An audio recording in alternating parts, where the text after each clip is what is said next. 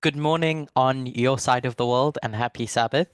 Um, I hope that you've all had a good week. I did studies this morning and there was a translator. So as I started now, I nearly just instinctively stopped and waited for a translator to come in. So that may just happen as we go along, where I just randomly stop because I've just got so used to it. But I pray that our studies together may be beneficial to myself and to the group as a whole. Uh, so let's open with a word of prayer before we begin.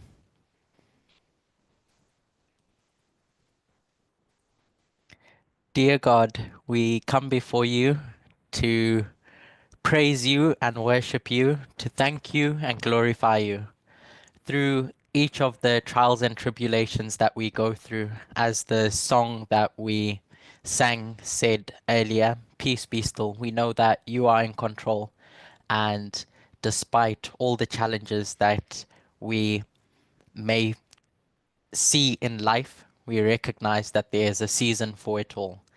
And ultimately, you are the God that we serve that holds everything in the palms of your hand. I pray and ask that you may be with us during the study now. Please bless it, and I thank you for the opportunity to do this study together. In Jesus' name I pray. Amen.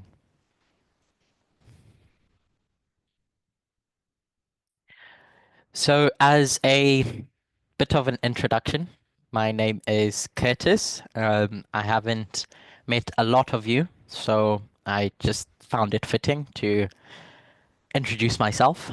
I live in England. I've lived here for a few years now. I'm part of the fellowship group here in the UK. And for I, it's approaching a year now, I guess. Like you all, have been studying the we'll call it the Sunday Law message.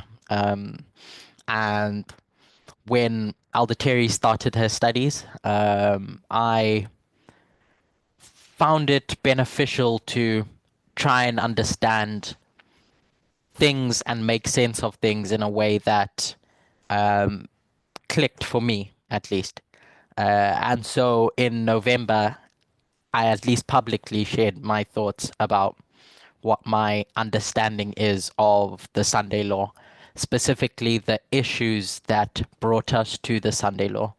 And so for the last few months, starting in February, at least, I've tried to develop those earlier concepts or thoughts that I had. And as time has gone on, at some places, I've managed to repeat certain concepts.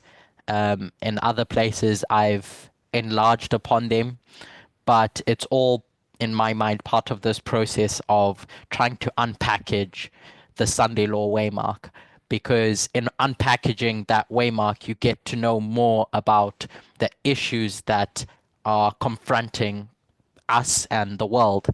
Um, when we think about the great controversy, it's not just us that are participating or looking on, if I should say. We are the participants, but there's a wider universe looking at what's taking place here on earth and trying to unpackage what God is doing to bring this great controversy to a close.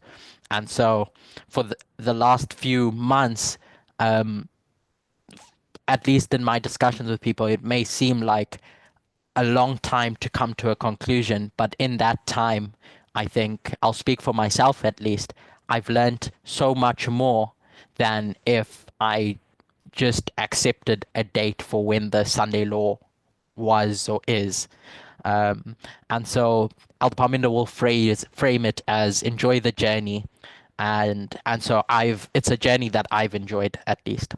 So today's discussion study um, is going to be different to a lot of the studies I've done before, um, and maybe in our second study together, we could go through some of the previous studies that I've done because I'm conscious that not everyone may have kept up with, in inverted commas, the various presentations that I've done at least. But at least for the first part, we'll go through a new or different topic, and see where the road takes us in that. So when we think about how truth develops, how the message grows, we've often used the framework of Boston, Concord, Exeter, to demonstrate or to explain this idea of increasing knowledge or increasing light from when that message arrives. But really, external waymarks work in the same way, that an event or a structure is going to arrive at what we would call Boston, and then time is going to go on, and those events are going to grow, and we're going to understand them more. But more specifically, the actors on the world stage are going to manifest their behavior at a more widespread scale. So we're quite used to this repeating pattern of Boston, Concord, Exeter, and then the close of that dispensation. So when events arrive at Boston,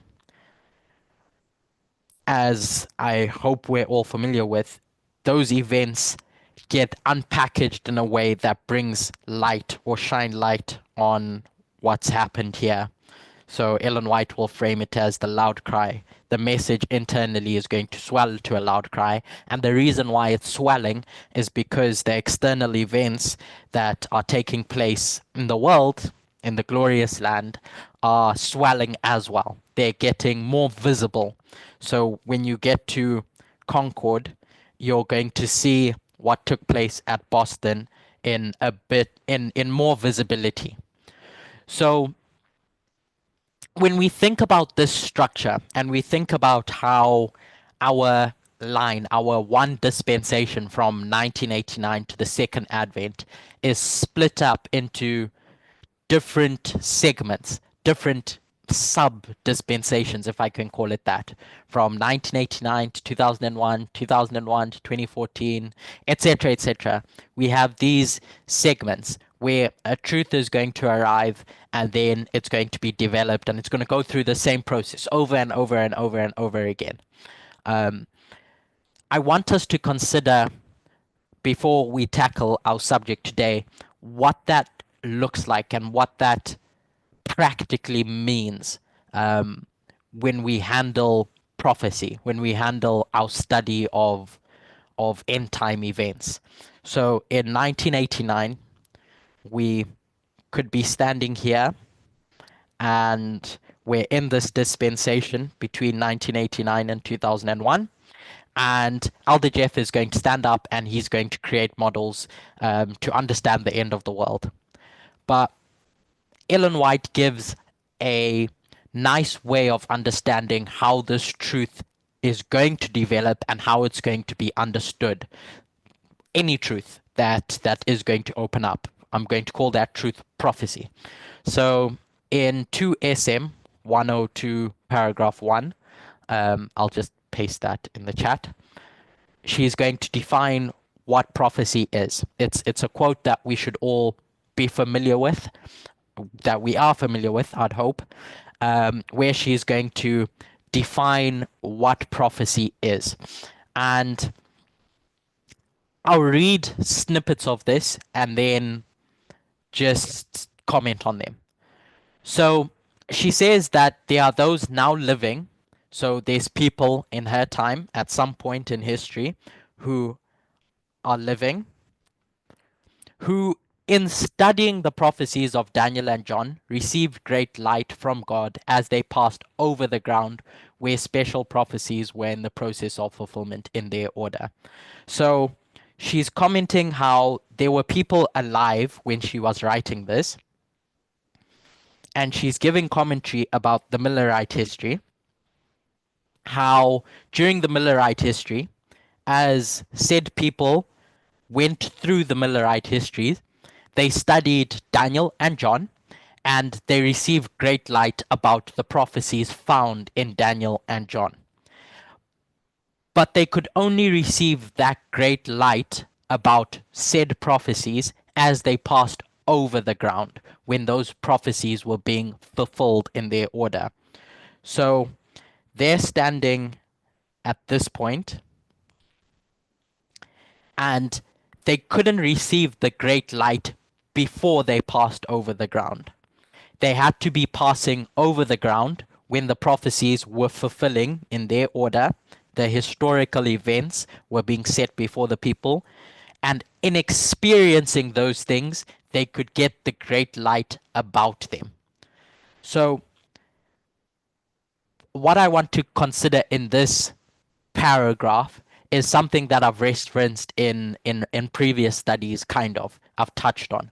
But I want to use it as a launching pad for what we're going to end up discussing today. So they're passing over this ground, special prophecies are being fulfilled, and it's only then that they're receiving this great light.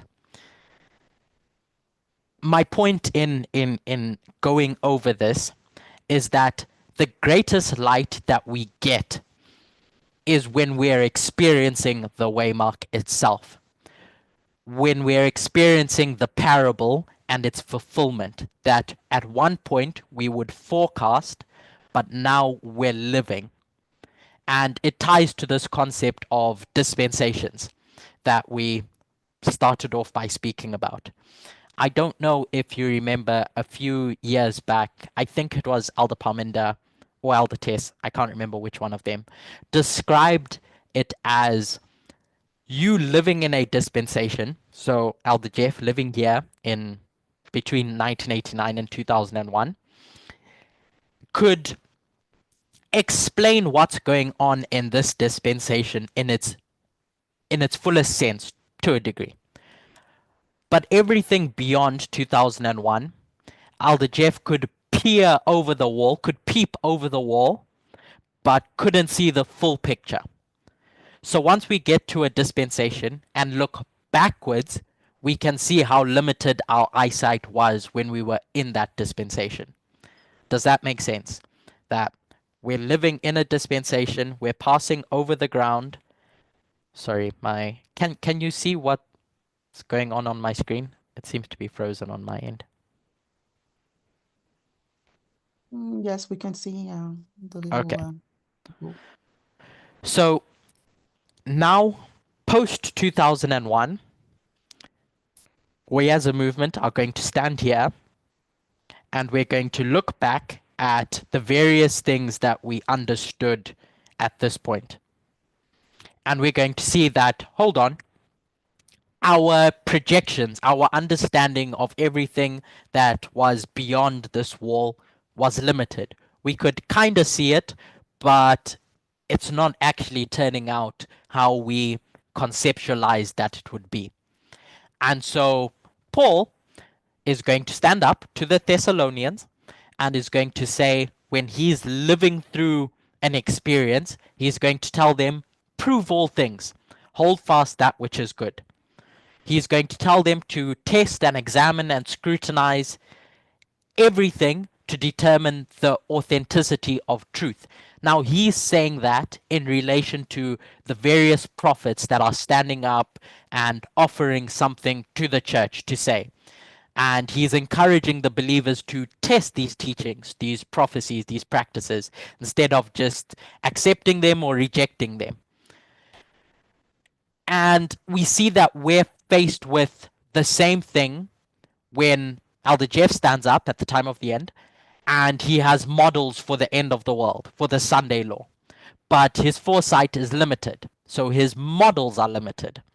And the same thing happened with Elder Parminder, where you have this dispensation of 2001, 9/11, that leads up to 2014. Elder Parminder stands up in 2012 and is going to say, this is the Sunday law. This is what it's going to look like. This is what we can package about the Sunday law. But you don't really fully grasp what is going to happen until you're experiencing that special prophecy in its fulfillment, until you're passing over the ground. So as we consider the the following, what we're going to discuss today, I hope that we could go step by step as we try to deconstruct some things and reconstruct them as we reevaluate some of the modeling that's been built to understand the end of the world, to understand the Sunday law particularly, and everything that takes place beyond the Sunday law. Remembering that it's only until we fully pass over the ground that we understand it in the light in which it shines brightest. So, with that intro aside, what I want us to consider is how we've understood the deadly wound and death of kingdoms. So, if I were to ask you, when we think about the deadly wound and death, where do we get that from?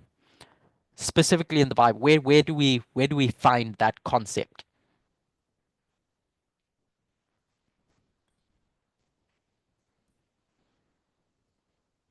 If you don't know the specific verse, then point to the chapter or the book, and then we can zone in on it. It's in relation to the papacy. There's a hint.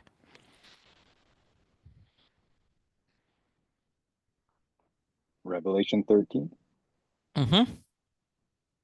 So in Revelation 13, we have this commentary about the beast with various heads, and one of its heads is wounded to death, and his deadly wound ends up getting healed.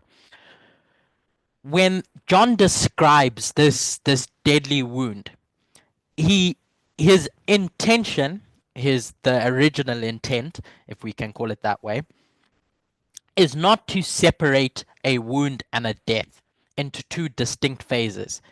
He's pointing out that there's something that happens that is going to fatally kill this beast or this head. It's a wound that is fatal. It's dead in that moment. So if John is going to say that this is one event, Ellen White gives commentary on this thing and she describes it as a fatal wound. Where do we get this distinction or this concept of a wound and then a death? So John, originally, wound, death, same thing. There's no distinction. It's a deadly wound. Where do we get this idea of wound and then death? Where did we get that from? Does anyone remember? Is that the Pope prior to 1798? So that's the historical framework, but like we've got a verse that says that it's a point in time, but now we have this idea that it's two concepts, a wound and then a death. So I'm not looking for the when it happened. Like biblically, what's our argument? Who taught this? Where did it come from? Why do we believe this if John says that it's one thing?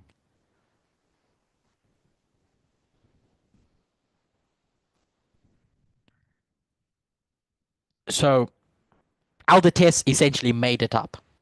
It's not something that exists structurally in the verses. It's not anything that Ellen White says that you have a wound first and then a death. She creates this framework. She creates this structure, Aldertes. So the Bible says one thing, and then Aldertes, living, seeing the world around her, makes up a pattern to explain it. And we have precedents for doing this, that you make up something to explain the experience that you're living. That precedence is Daniel 11 verse 40.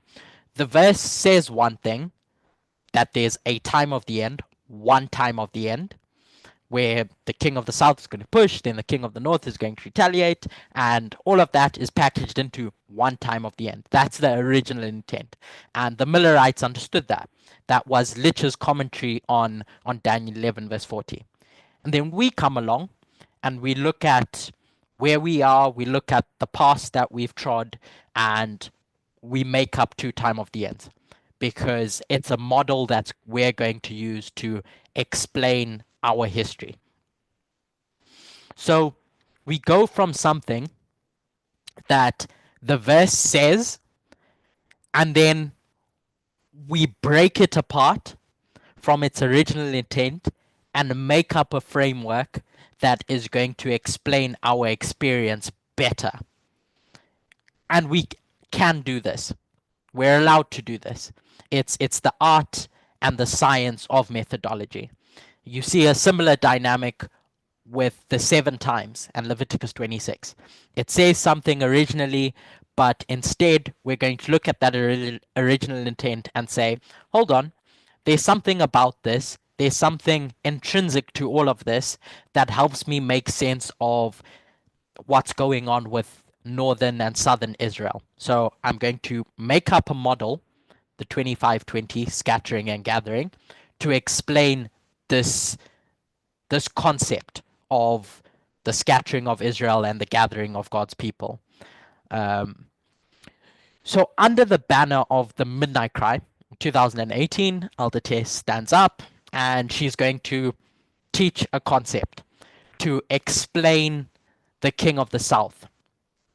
2016, studies are going to be done about the King of the North, King of the South, and it's going to be pointed out that, hold on, in 1989, the King of the North goes to the borders of the King of the South. That's all taken from Daniel 11, verse 6 onwards. And that story about Ptolemy, Antiochus, etc., etc. But Elder Tess is going to look back at that history and say, hold on, the King of the South died. It didn't just get strangulated and ends up living. You could say that the King of the South died for sure. And so she's going to split the time of the end into two waymarks, 1989 and 1991.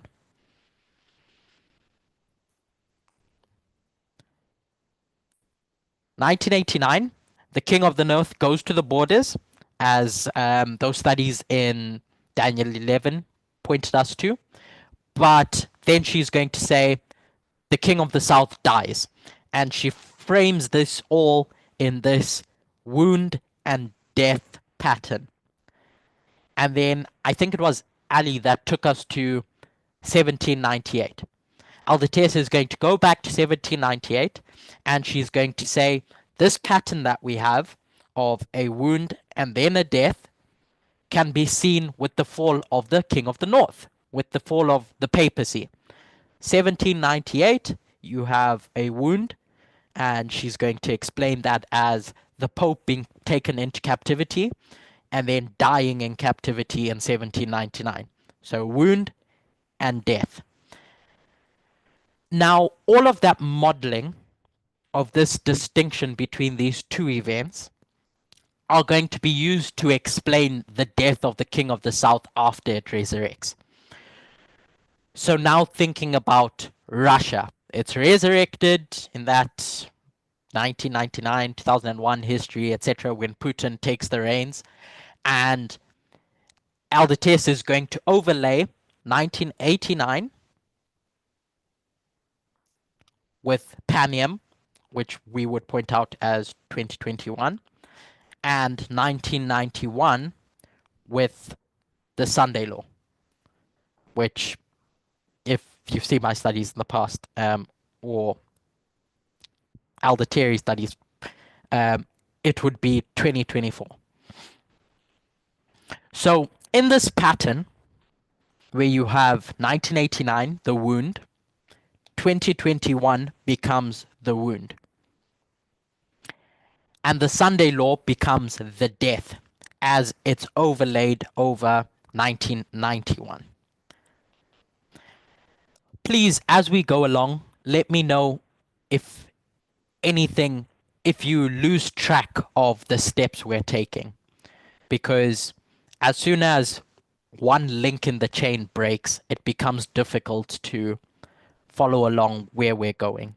So please do speak up. I'd rather us go through things slowly than anyone feel left behind. So does what we've said make sense? Where we get this idea of deadly wound and death, and the repeating pattern that Aldertes created to demonstrate this and the death of the King of the South.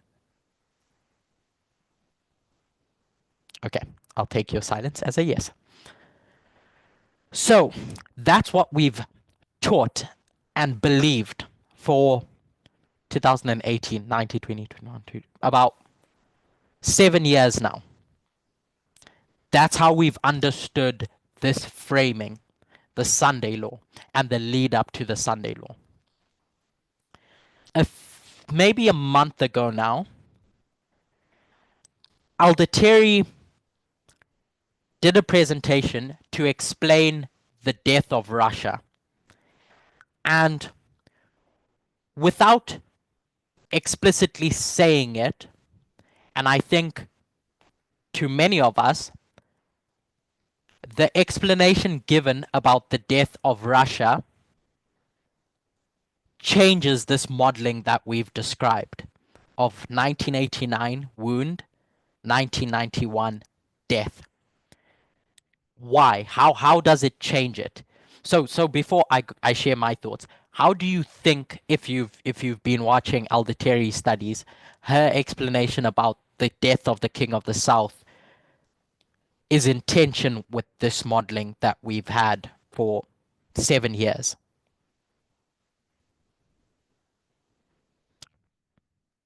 Not sure if it's this, but she has an internal death and an external death. Exactly. So as soon as she starts framing the death of the King of the South at the close of probation, at Daniel 12:1, that the story of the King of the South isn't complete at the National Sunday Law, and that it's actually complete at the Worldwide Sunday Law, she demonstrates that actually this internal and external death modeling doesn't line up with this. And so we need to explain that. We need to make sense of that. So why doesn't it line up? Because she's going to say that at Daniel 12:1, Russia, the King of the South, as Katya pointed out, the external death is going to reach its culmination. And that would line up with 1991 in that framework. What she points out as the internal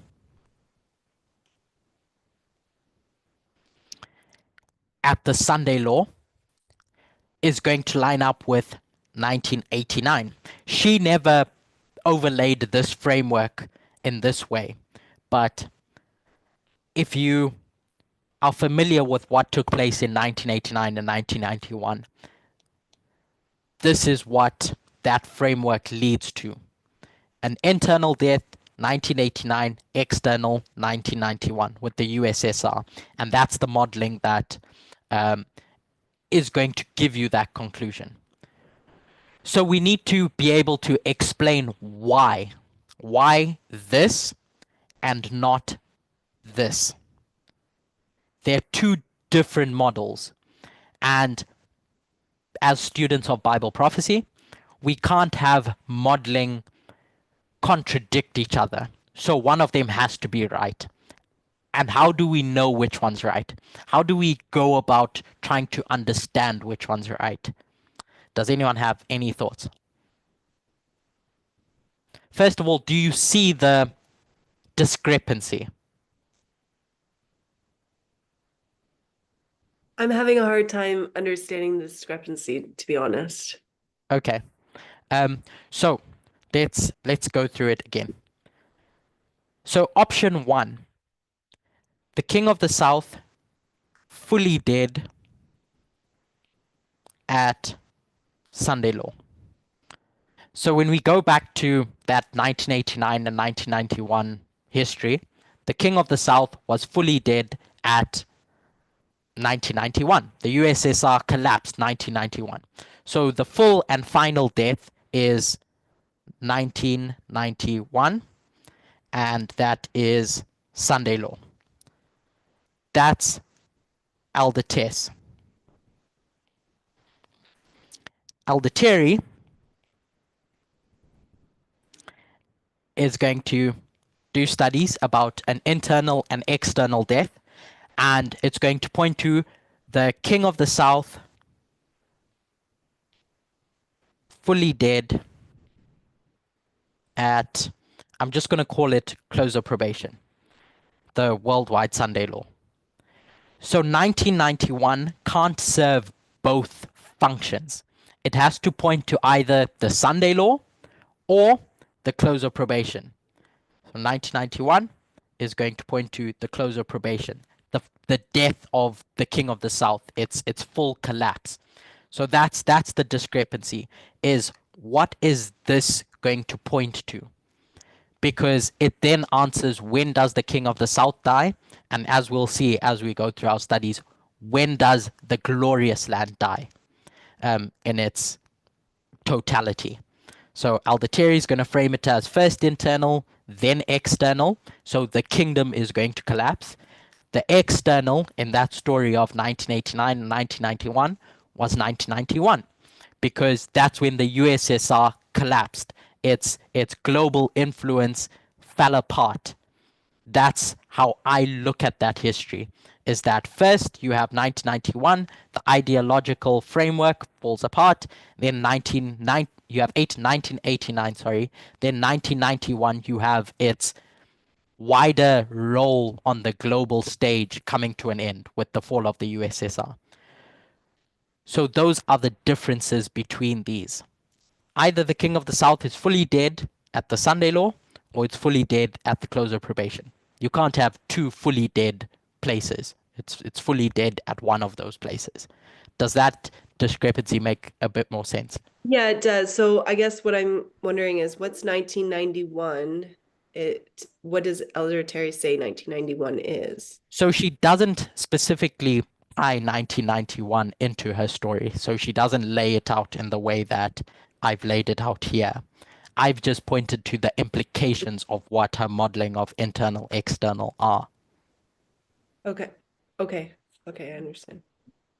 So we'll go through what I think is a process of trying to figure out the problem, the puzzle, if we can call it that.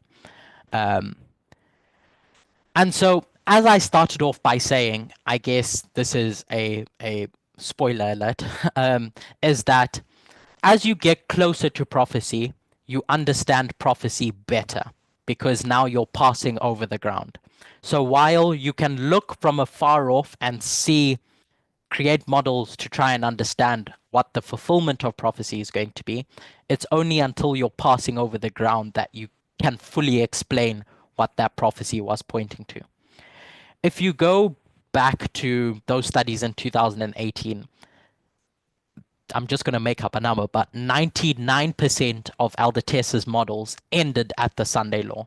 Whether it was the Alpha and Omega of Pyrrhus in Italy or Macedon or World War II, World War I, etc., they predominantly ended at the Sunday law. So we, living post Sunday law waymark, if you believe we are, need to be able to develop or correct that understanding to bring us to the end of the world. That's the reality that we're faced with as we try to unpackage the Sunday law. What we're trying to do in all of this is understand the process in which the seventh kingdom goes about its conquest to rule supremely. So while we could re-examine 1989 and the fall of the King of the South, I'd like to take a step back and go multiple layers before that, back to the papacy and its wounds and deaths, back to its rise, because the rise of the papacy is really a mirror of its fall. It's just inverted. How it rose is how it's going to fall, as you juxtapose the two. They have the same properties. So we're going to compare and contrast the papacy's rise with its fall, and that will teach us about the USSR, and eventually that will teach us about the death of Russia, and culminating in understanding the death of the Sixth Kingdom, the Glorious Land. So these are the steps that we're going to take. Going to go through the rise of the papacy and understand how it rose as we try to solve this dilemma. And then we're going to discuss the death of the papacy, the death of the USSR, which was the king of the South. And then that's all to bring us to the death of Russia, the king of the South, what that means, what that looks like, and the death of the Sixth Kingdom, the Glorious Land. When does that happen? How does that happen? And what does that look like? So I said we'd start with the birth of the papacy. When we think of the rise of the Fifth Kingdom, or the papacy, this church-state relationship, we're all familiar with 538, with the moment in time where the papacy is going to rule supremely. That's the culmination of its rise, the point where we could mark this beast as ruling over Europe, the old world. But this was the end. This was the final step in its emergence as this religious political power. So if I were to ask what took place in 538 specifically, like why 538 out of all the years in that history, why 538 that marked what we understand as the Fifth Kingdom established?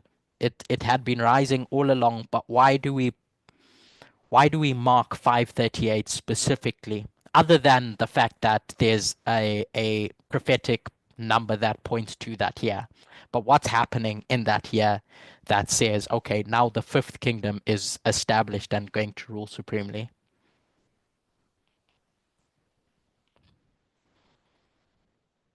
Justinian makes the Catholic Church the head of all churches and the corrector of heretics. So a few years before 538, we had what was just described by Debbie, that Justinian is going to make the Pope the head of all churches.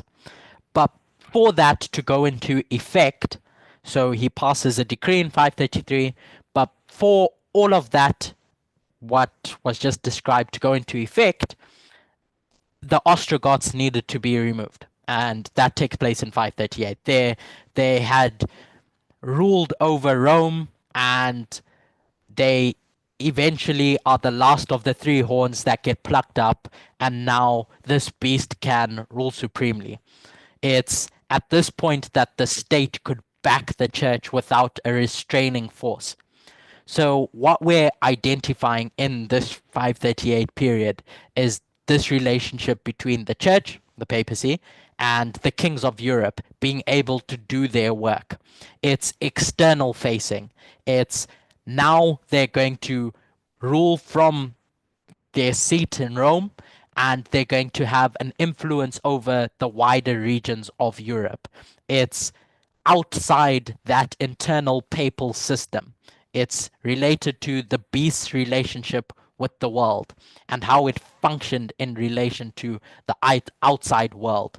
That union between the papacy and the state are now going to have influence at a global scale. Global meaning the old world, Europe. But before we got to this final point, the culmination of this work, as was pointed out, Justinian had to give his decree. He had to pass something before this beast could exercise power outwardly. If we think about entities and kingdoms and how they rule externally, something needs to take place back at home. And that's what was described in Justinian's decree. The papacy needed to sort out its house, if you can call it that, internally. They tell you if you're going to change the world, then you need to sort your affairs out at home first.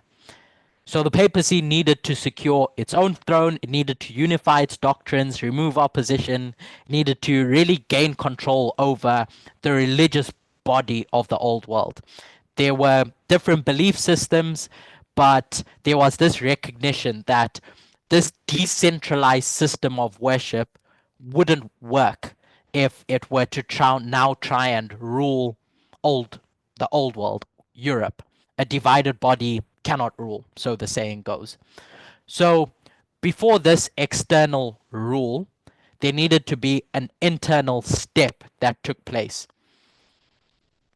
So 538 I'm going to describe as external because now it has influence externally, and 533 as internal because its rise is related to the dogma and the doctrine with the churches. When Justinian declares the bishop the head of all churches, this is giving the papacy recognition with regards to religion, ideology amongst the churches, but it doesn't have the freedom to act yet. It's the consolidation of this years of process where the papacy is going to bring together their belief system, their influence, their spiritual dominance, etc., in preparation for what's going to happen externally. So I'm going backwards. So starting with the end goal and then going backwards to see this process and how it took place. Justinian passes his decree in what was described, and it's a turning point for the internal structure of Christianity, because Christianity was pretty fragmented across Europe. There was decentralized churches who could have their own beliefs, and that was really the Arian controversy that took place between the three kingdoms. They had Arian beliefs, which means that they had a different conception of the relationship between Jesus and God.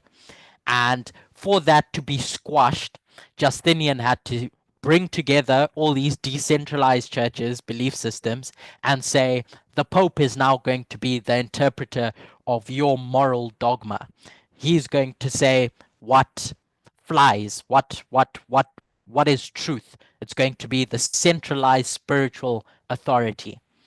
And if in doing that, Justinian elevated the Roman Church above everyone else in regards to the church. So when I say internally, what I'm talking about is that the fact that this system that's being created is becoming functionally united and operational within itself before it can have influence outside. Does that make sense? This distinction between internal and external, the work that's going to happen internally before it can work externally. I like your use of the word system in Mhm. describing that, Curtis. Yeah. Nice. Thanks. So this system needs to consolidate its ideology first, because if you go to the world and want to rule the world and your ideology isn't grounded, then you're not really going to do much work. So that system's ideology is first established, and then it can get power to rule externally, which is what happens in 538. So now when we think about this internal rise and internal rise, we know that before this can happen, there's always a shift, a turning point in history that sets all this in motion. And that shift doesn't look exactly like what's going to come, but it's a harbinger, so to speak. It is the moment that signals that, hold on, the world is changing. There's a new world order that's coming. There's a trajectory that we've been on as society, and that trajectory is changing. Ellen White will frame this kind of moment as an agitation. She is speaking about the Sunday law, and she frames it as before the Sunday law, there's going to be an agitation of the Sunday law. There's going to be a movement beneath the surface that begins unsettling the old order or preparing the way for something new. So it's a predictor of sorts. Agitation, predictor, to set the stage for what's coming. So when we talk about the rise of the papacy, and this being the culmination, 538 is when now the kings of Europe are going to have the freedom to support the papacy with no resistance. So when we go back and think of at what point do we see that this is a new world order that's taking hold of the old world? There's many dates that we could point to, but the one that I want to mark is 496. This was when Clovis, he was the king of the Franks, modern day France. He is going to abandon paganism and he's going to be baptized into Roman Catholicism. And he's the first major barbarian king to align himself against Arianism, like most of his contemporaries were, but with the Bishop of Rome. And so the church moves, the papacy moves from being surrounded by all these enemies, these Arian enemies and barbarian nations, to having a political sword by its side.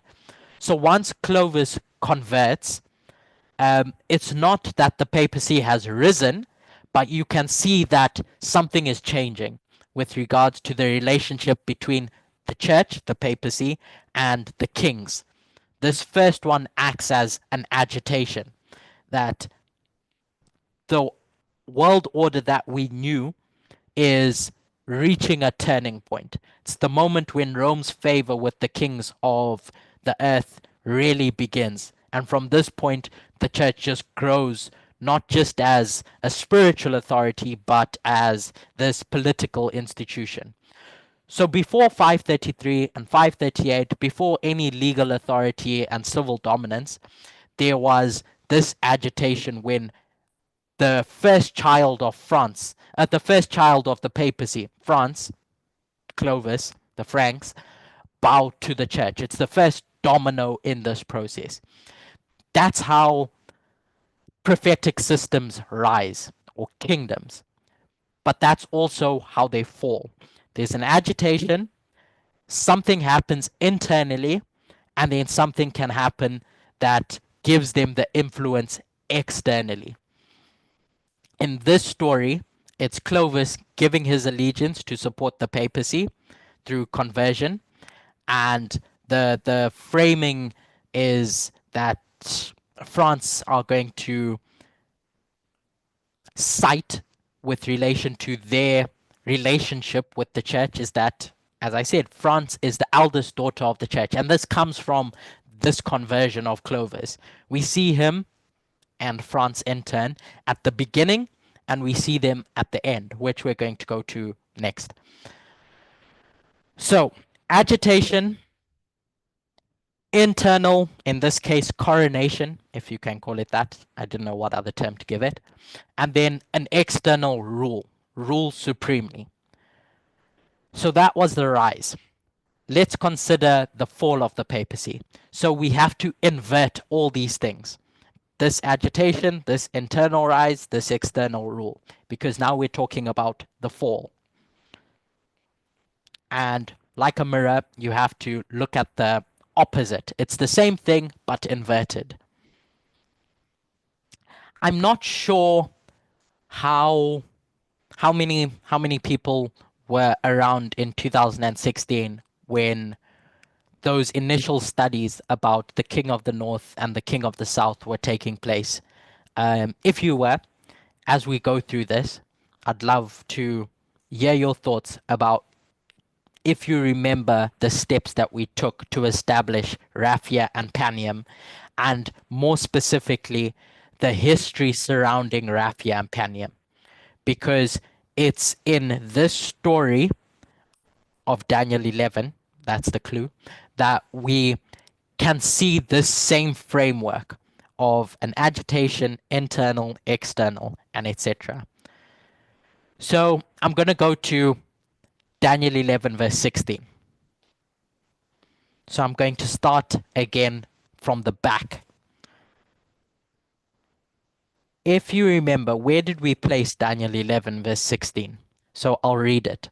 But he that cometh against him shall do according to his own will, and none shall stand before him. And I guess this is the giveaway. And he, Rome, shall stand in the glorious land, which by his hand shall be consumed. Where did we line that up with? So historically, this was Rome going into Judea, Pompey going into Judea, consuming the glorious land. What did we line that up with in our history? It's in the words, The Sunday law? the Sunday law, because that's when Rome is going into the glorious land.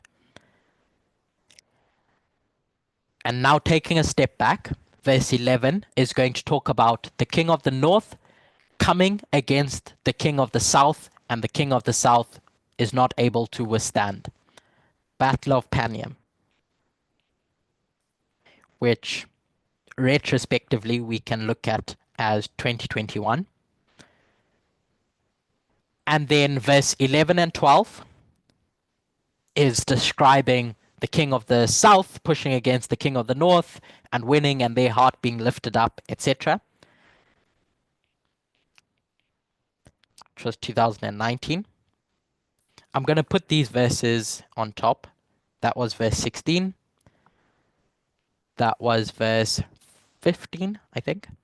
And then this was verse 11/12, etc. Verse 10, his sons, the king of the north sons, are going to assemble a multitude of great forces, and one shall certainly come and overflow and pass through. Then shall he return and be stirred up, even to his fortress. So the wording in that verse should give us some hints as to where this points to. 1989, the time of the end, where the king of the north goes to the borders, to the fortress of the king of the south. But it's here that I want us to focus. I just wanted to remind us of where we get this framing from.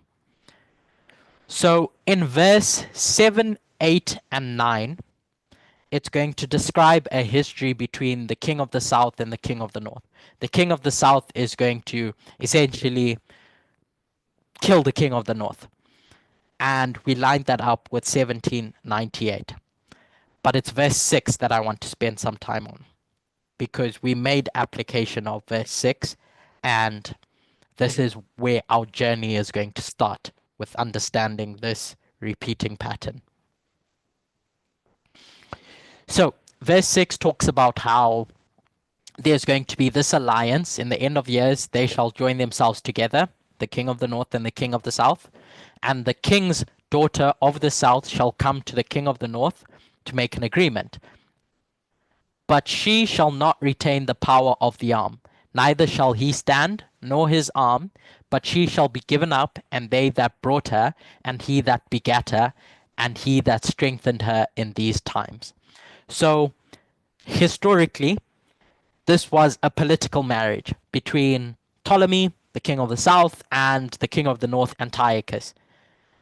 Bernice, which was the daughter of Ptolemy, is given into marriage to Antiochus to form peace between these warring nations. But eventually it backfires. Bernice, the child, and supporters, everyone that ends up going into Antiochus' kingdom, are killed when Antiochus' former wife, Laodice, returns. So there's this treaty that is created to try and bring peace between the king of the north and the king of the south. But that treaty of convenience fails, and both sides end up suffering losses.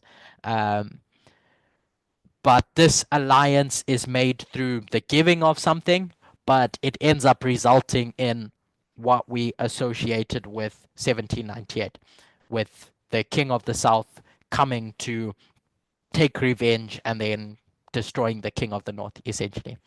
So if you remember those studies previously, where did we mark this verse 6, in prior to 1798? So before you get to the moment that the king of the south enters into the fortress of the king of the north, and takes them captive, there was this treaty. Does anyone remember? I didn't until a friend pointed it out to me. So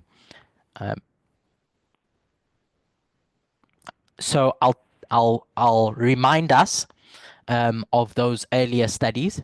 In 1797, before we get to the time of the end, the Pope Pius VI, Papal Rome, is forced into a peace treaty with France. So the King of the North is forced into a peace treaty with the King of the South after Napoleon's military campaigns in Italy. And essentially, in this treaty, the Pope was forced to seize some of their papal territories. And a number of religious and cultural treasures were taken from the Vatican. And this peace treaty was meant to be like, okay, if we do this, if we seize all these things, then leave us alone. Because the revolution had essentially taken so much from the church, the Vatican and the Pope and the papacy essentially were brought unwillingly to this treaty, and the outcome is that this treaty didn't end up saving the Pope, just like how that treaty with Ptolemy and Antiochus that they had didn't end up saving the alliance, because in 1798 France is going to come and arrest the Pope and abolish your papal states. So just like in Daniel 11 verse 6, the events in that treaty between Antiochus and Ptolemy set the stage for the king of the south to invade and take the fortress in verse 7. This treaty in 1797, which was the Treaty of Tolentino,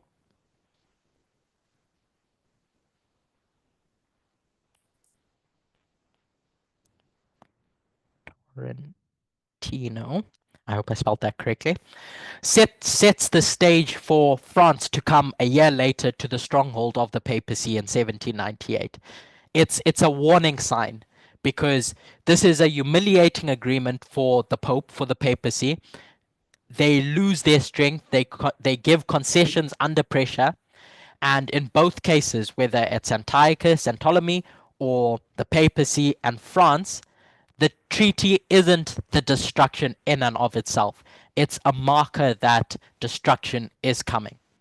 It's the moment when the king of the north compromises, hoping to survive, but in this case at least, but the underlying power dynamic shifts between the two, and it's an agitation. The tide is turning.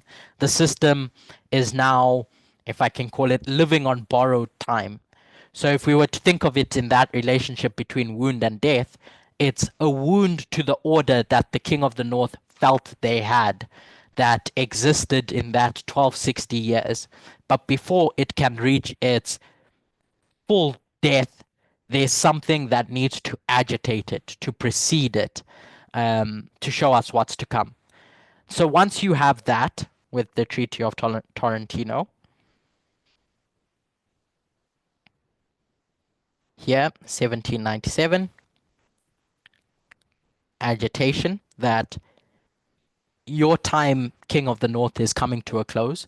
Once all that takes place, you have the signal that the tides are turning, And the next logical step, as we went through in the papacy's rise, is an internal collapse.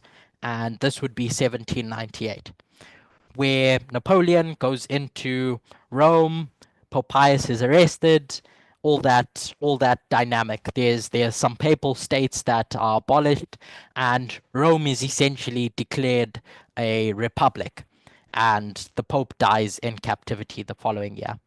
So why I found it important to strictly define what we mean by internal and external is so that we can correctly understand what's happening in 1798. When the Pope is taken captive, what's happening with regards to the Vatican is that there's now this loss of control within itself, within the papacy. It can't command unity, it's in disarray. And so this belief system is now falling apart. So it still exists legally. It has some territories left, but the body has no nerve center. It has no ideological cohesion because the Pope is taken captive and it takes them months to create a new successor. And the papal throne is left vacant for quite some time. And this trend, this internal collapse within the papal system is going to precede its wider loss of control. Do these two events and their relationship make sense? First, you have the agitation, this treaty between France, Napoleon, and the papacy, which ends up not serving or helping the papacy because a year later, Napoleon's going to come and backstab the Pope and say, actually, I'm not content with everything and I want you in my prison and I want your papal states to be abolished.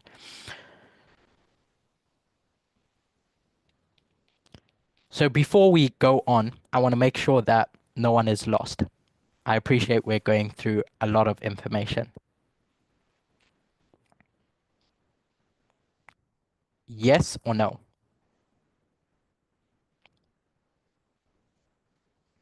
Okay. Yes. Okay, fine. Sorry, can I get a time check, Katya?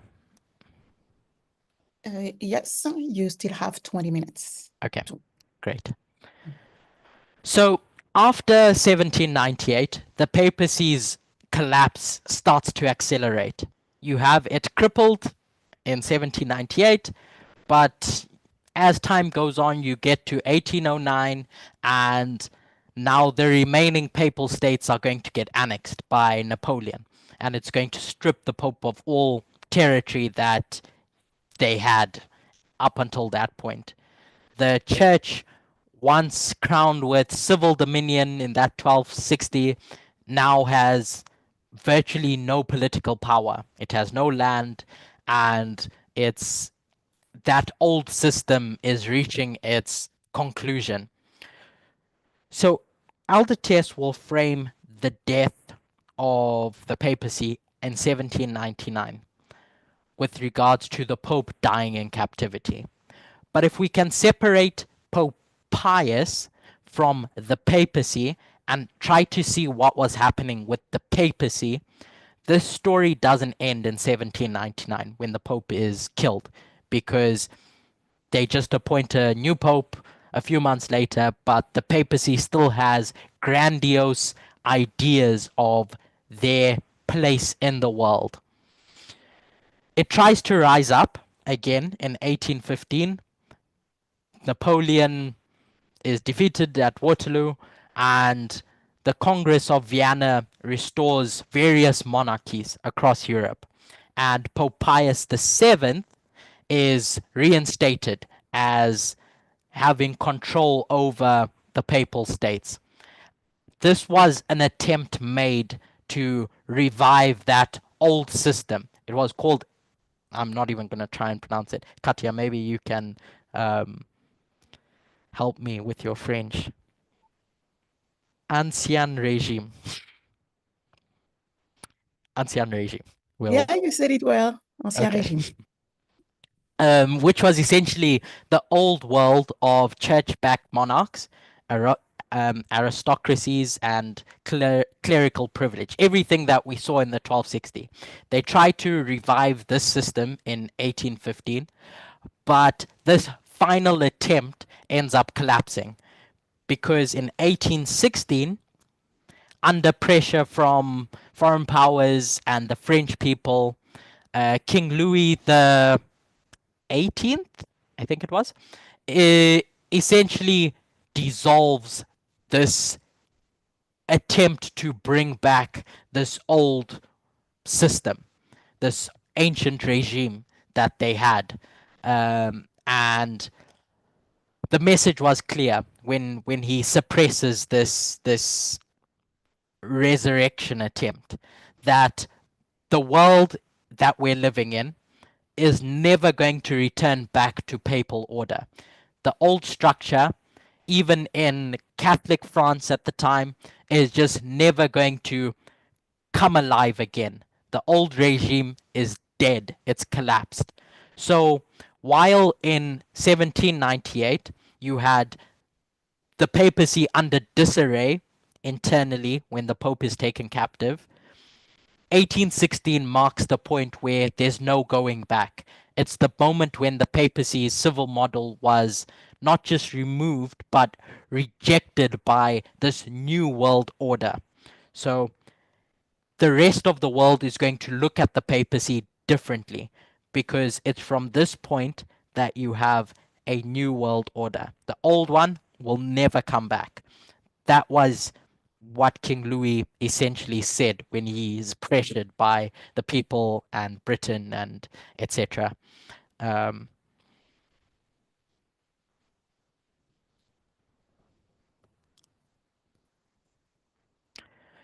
So at this point, there's a new world order. The old world order is dead. We've considered the rise of the papacy and its fall, and essentially this is the structure that I want to take with us as we go to the USSR and Russia now, is that first you have an agitation that something is about to take place. We've reached a turning point where the tides are sweeping this ideological rise to mean that what comes next is going to happen. It's a prediction. So you have an agitation. In the case of a kingdom's fall, you could call it a wound. And after that agitation, there's an internal collapse related to the ideology of the system. The system loses its ability to govern, to maintain control in and of itself within, and it collapses, it implodes, and it starts breaking apart. And once you have that, it comes to its knees. It comes to its external death. The system is publicly either removed, dissolved, or more specifically, it doesn't have a presence on the world stage anymore. It's stripped of its recognition in the eyes of the world. The inverse was its rise. This was the fall of the papacy. Now let's go to the USSR and see how this transpired with the death of the USSR. I started off by explaining how typically we've seen the death of the wound and the death as being 1989 wound, 1991 death. But I'd like to suggest that we see this repeating pattern with the fall of the USSR. And there's a quote, I don't know who it's from or who it's by, that says a great civilization is not conquered from without, so it's not conquered around itself externally until it's destroyed itself from within. So before you could have this, the collapse of a civilization, a great civilization or a kingdom in the eyes of the world, it first destroys itself from within, where the wound or the agitation marks the prediction or the turning point where that system's going to crumble. It's the beginning of the end, if you can call it that. So what happened with the USSR? What happened with Russia? At what point could we say, oh yeah, 1989 is coming. The Soviet Union is going to collapse? We trace this 10-year period prior to the time of the end, prior to 1989, as starting in 1979.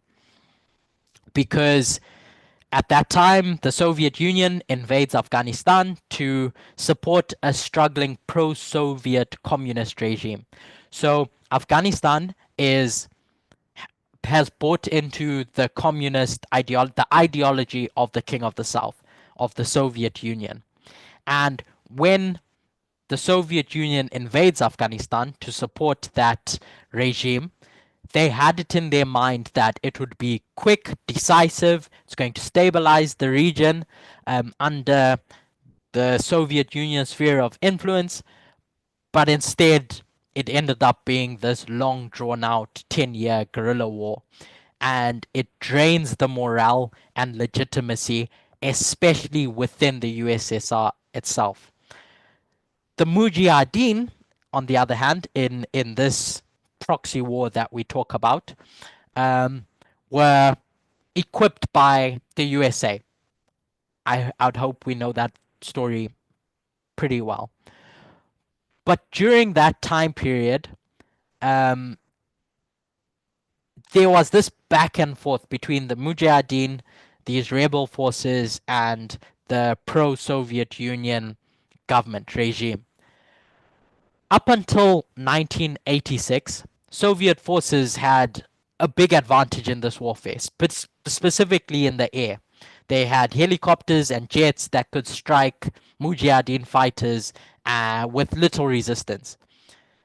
But then you get to 1987, and this conflict reaches a turning point in this proxy war, because now the Mujahideen are going to be armed with US Stinger missiles.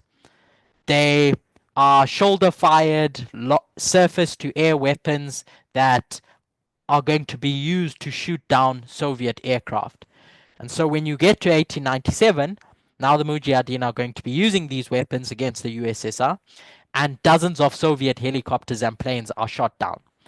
Now the Mujahideen can operate more freely and boldly without fear of being struck down by a helicopter or a drone, a plane at that time.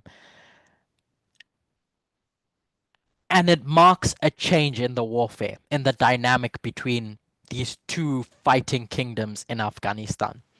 The USSR had never faced this kind of embarrassing technological defeat in a proxy war, really. They lost their dominance in the skies with their helicopters and their planes, which were a symbol of that era of Soviet military might. And within the USSR, people began questioning this war. People liken it to the USA's war in Vietnam, where people start seeing, hey, hold on, this is a pointless war. And internally in the USSR, people start questioning, what's the point of this war? Why are we even there? And the myth that the USSR was unstoppable starts unraveling.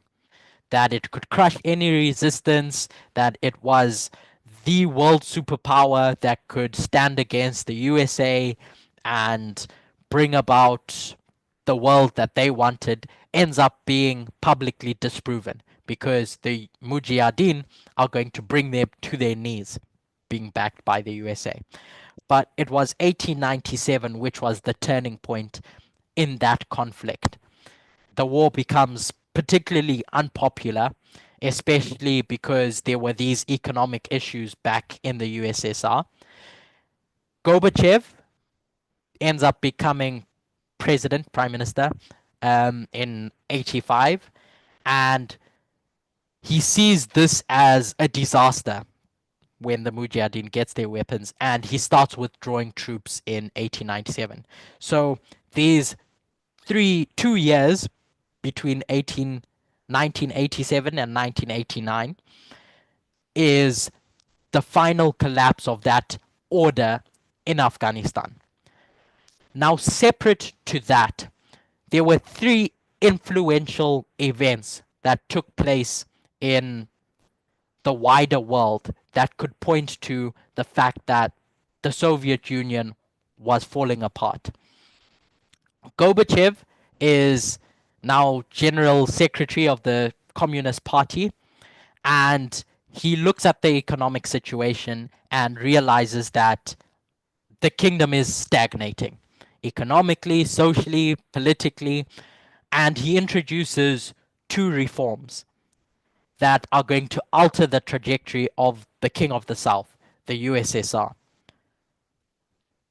I may not pronounce this correctly, but perestroika,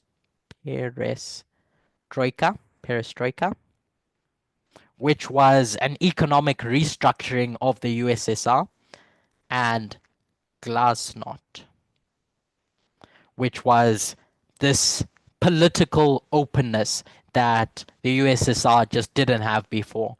They went into effect in earnest in 1987. Gorbachev's aims were to rebuild trust in the Soviet system because he wanted more freedom of expression and freedom of the press. He tried to encourage public criticism of the different inefficiencies that made up the USSR, and he wants to be a more democratic nation like the rest of the world. And he believed that controlled openness would help people feel invested in reform. It was a way to clean house and then move forward stronger. But what ends up happening is that the truths that had been suppressed for all those years end up just flooding out. And so citizens learn more about the man-made famines in Ukraine. They learn more about Stalin's mass executions. They learn more about the Chernobyl cover-up. And so all these big scandals end up coming to the surface. And now people start losing trust in the system. The USSR had built its identity on being the righteous alternative to Western powers. But glasnost, this openness, revealed that the Soviet system had lied. It had hidden atrocities, it betrayed its own people, and now people just stopped believing in this system, in everything that had been fed to them. People began asking the question, if I've been lied to for these 70 years, then what else isn't true? Why should I believe in this system? So you have, in 1987, you have glasnost, which now opens up a can of worms where all these lies or that had been suppressed get flooded out.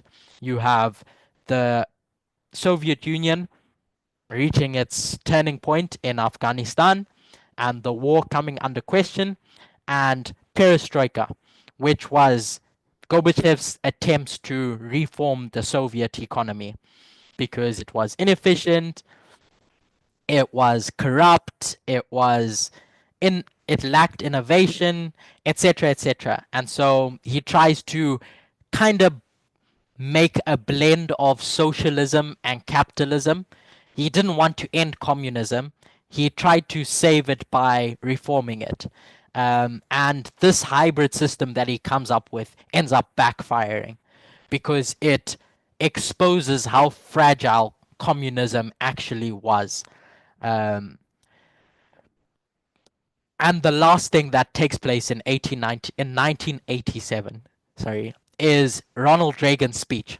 His infamous speech on June 12th, where he travels to West Berlin and he stands near the Berlin Wall that had stood since 1961 as a symbol of Soviet oppression and this division that you have between Europe and the Soviet Union, really. He stands up on that podium and he shouts out to Gorbachev, tear down this wall. And 2 years later, that wall comes down. It was a challenge to Gorbachev to back his reforms that he had started started putting in place with action to stop talking about freedom and actually remove those barriers that symbolize the dictatorship that the USSR had. When Reagan gave that speech, interestingly enough, people looked to it and thought, this is unrealistic. This could never happen. But 2 years later, it happened. This prediction that Reagan gives ends up being fulfilled. So 1890, I keep saying 1897, 1987, with all these various things taking place, the political climate that the USSR was in ends up forming an agitation for what's to come. It's a wound to the system that had risen.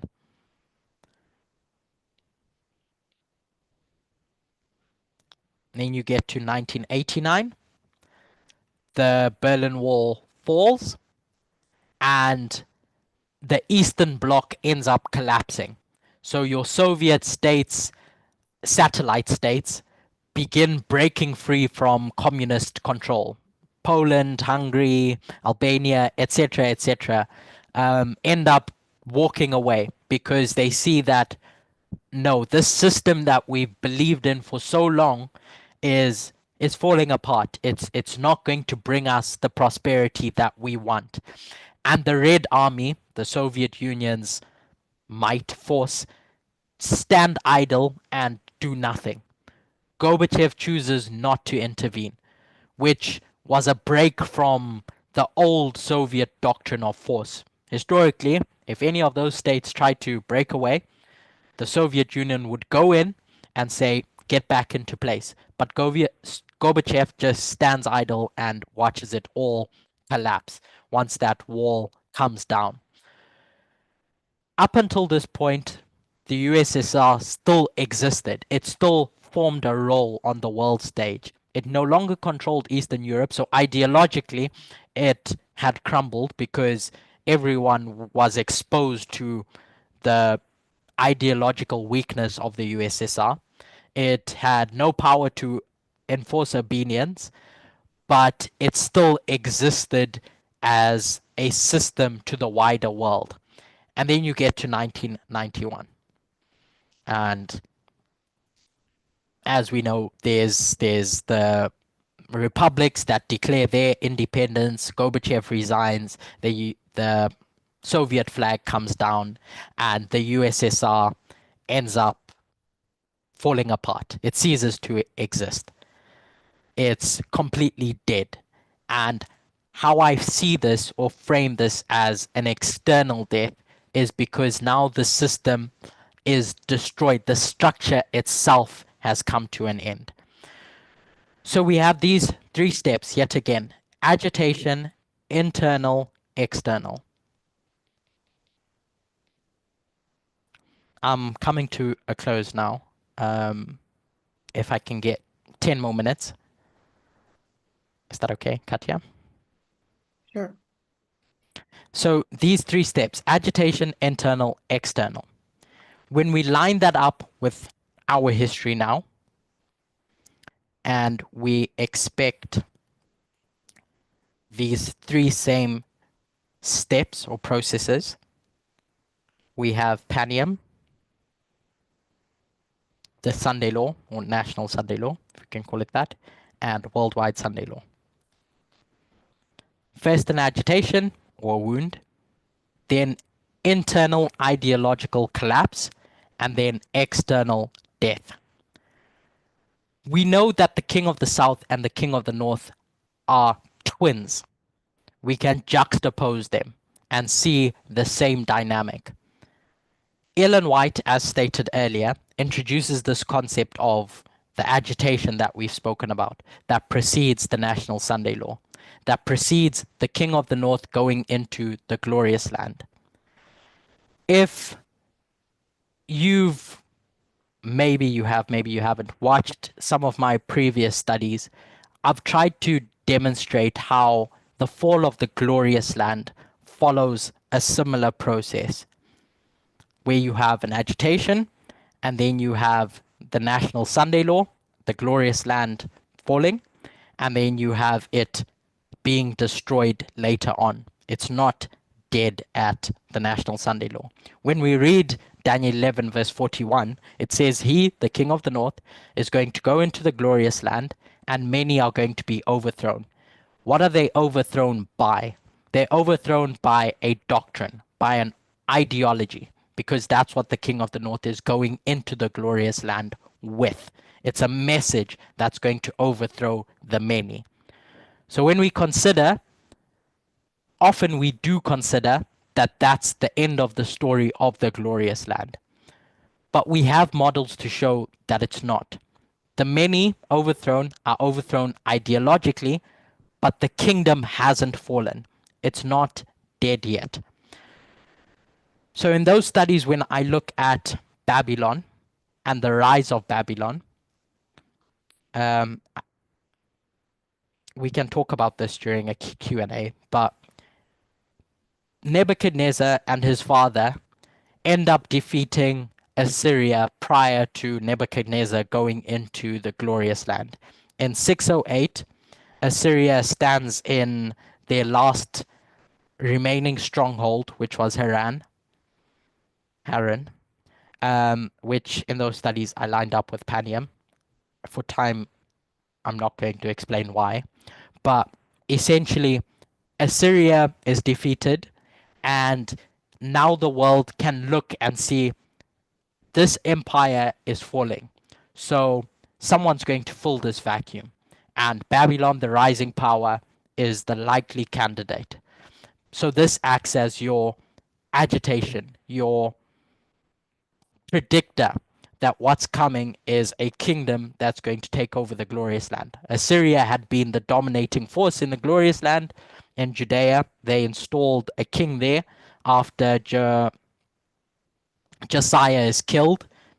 I think he was killed in 608 as well, in Megiddo. And one could see that once Babylon comes, they're going to take over these satellite states. You get to 606, and Nebuchadnezzar is going to go into the glorious land. That's the story of Daniel and his friends being taken captive. But it's not until 586 that you have Jerusalem and the temple destroyed. Nebuchadnezzar goes in, sieges Jerusalem, and essentially lays waste to the glorious land. So this story doesn't end here. That's just when Daniel is taken captive. It ends at this point when the temple is destroyed. I tried to demonstrate how this lines up with the Sunday law and this lines up with the close of probation. And we see the same dynamic with Rome. When we talk about 70 AD, we line it up with the close of probation, when the temple is destroyed, when Jerusalem is burnt down, when that temple is burnt down. In 63 BC, Pompey is going to go into Judea and is going to try and sort out the mess that's going on there. The Maccabean revolt takes place prior to that, and Israel called to Rome to try and sort out this mess, and they end up forming an alliance in 166 BC. So this story of Rome's relationship with Judah follows this same pattern. There's an alliance, like the king of the north and the king of the south, between Israel, the glorious land, and Rome. That alliance ends up hurting the glorious land, because in 63 BC, Pompey is going to come in and essentially enter into the glorious land, and that's where we have now Rome ruling over with its king that it installs, and etc. And then eventually Jerusalem is destroyed by Rome a few years later. So if this pattern is true, if this pattern holds up of an agitation, internal, external, and I'm suggesting that tells the story of Panium, National Sunday Law,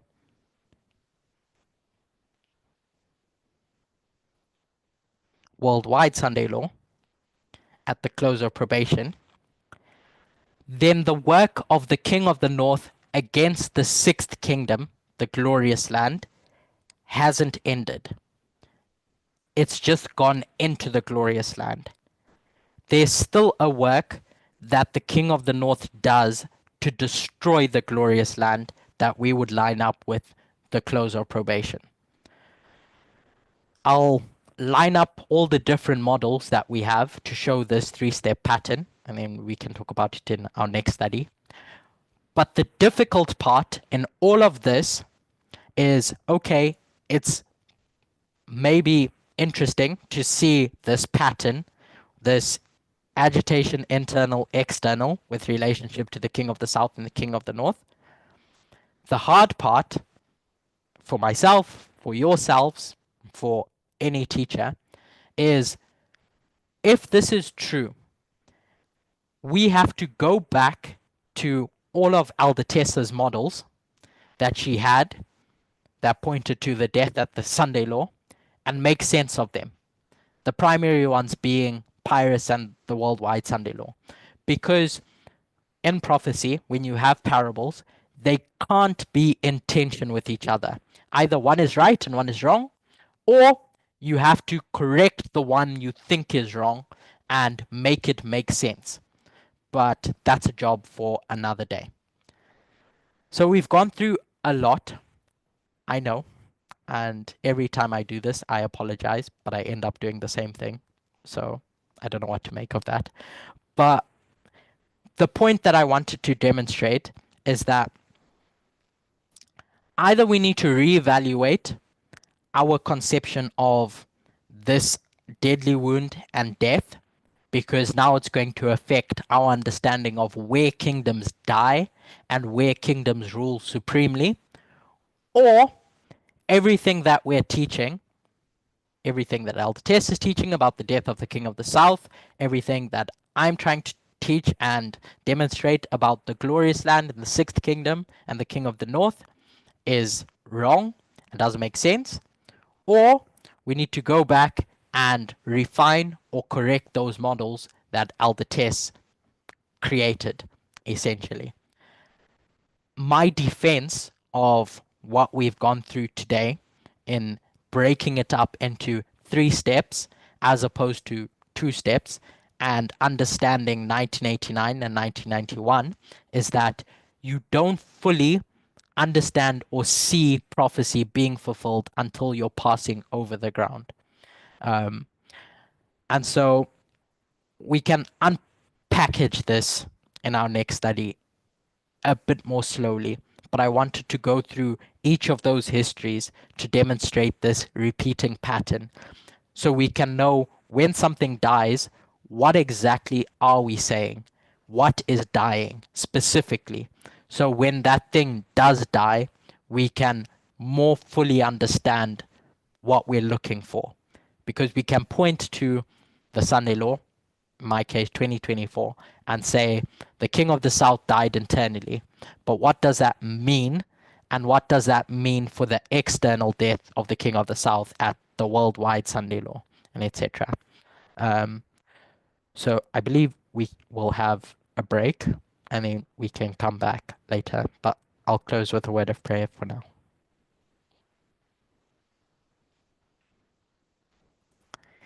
Dear God, I come before you knowing that I personally have the tendency to bring a whole load of information.